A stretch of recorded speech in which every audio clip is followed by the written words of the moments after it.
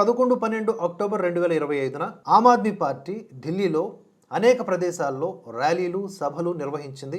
పటేల్ నగర్లో ఓ 400-500 మందితో ఈ party chief justice of India B గవాయ్పై షూ విసిరినటువంటి ఘటనను నిరసిస్తూ ర్యాలీ చేసింది. వాస్తవానికి కాంగ్రెస్ 60 ఏళ్లకు పైబడినటువంటి పాలనలో జడ్జిలపై ఎన్నో దాడులు జరిగాయి. కానీ దీనినే హైలైట్ చేస్తూ అదే కాంగ్రెస్ మరియు ఆమ్ ఆద్మీ పార్టీలు దీనిని సనాతన ధర్మానికి లింకప్ చేస్తూ హిందూ ధర్మానికి వ్యతిరేకంగా ర్యాలీలు చేయడం శోచనీయం. అటు జడ్జి గారు దానిని వ్యక్తిగత దాడిగానే పరిగణించి కిషోర్ గారిని మన్నించారు. దాడి చేసిన కిషోర్ గారిని న్యాయ వ్యవస్థకు జరిగిన అవమానంగా వారు దాన్ని పరిగణించలేదు.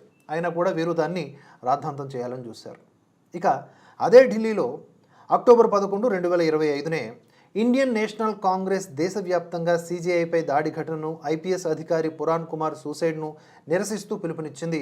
ఢిల్లీలో రాజేంద్ర పాల్ గౌతమ్ మరియు లక్నోలో అజయ్ రామ్ వంటి నాయకుల నేతృత్వంలో పార్టీ 2 ఈవెంట్లను దళితులకు జరిగిన అన్యాయంగా ప్రొజెక్టు చేస్తూ ఈ ర్యాలీలను నిర్వహించింది. అయినప్పటికీ ఎక్కడ గొడవలు అల్లర్లు జరగకుండా ప్రభుత్వం పూర్తి స్థాయిలో పనిచేసింది. అలాగే అక్టోబర్ 8న పాట్నా, కురుక్షేత్ర, గురుగ్రామ్లో వందలాది మందితో నిరసనలు చేసింది. ఈ అంశంపై దేశవ్యాప్తంగా పెద్ద ఎత్తున నిరసనల ప్రయత్నం చేసింది. కానీ ప్రజలకు వాస్తవాలు తెలియడం మూలాన ఎక్కడా అల్లర్లు జరగలేదు.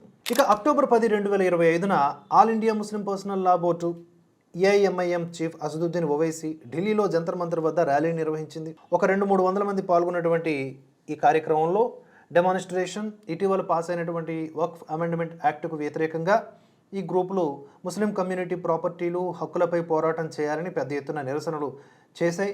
కానీ ప్రభుత్వం ఎటువంటి అవాంఛనీయ ఘటనలు జరగకుండా జాగ్రత్త పడింది.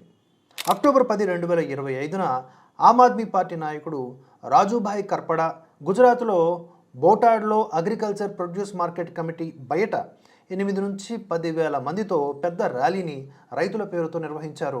రాష్ట్రంలో అగ్రికల్చరల్ మార్కెటింగ్ మరియు రైతుల వెల్ఫేర్కు సంబంధించినటువంటి లాంగ్ స్టాండింగ్ ఇష్యూలను కావాలని ప్రచారం చేసింది. వాస్తవాలు వేరేలా ఉన్నాయి.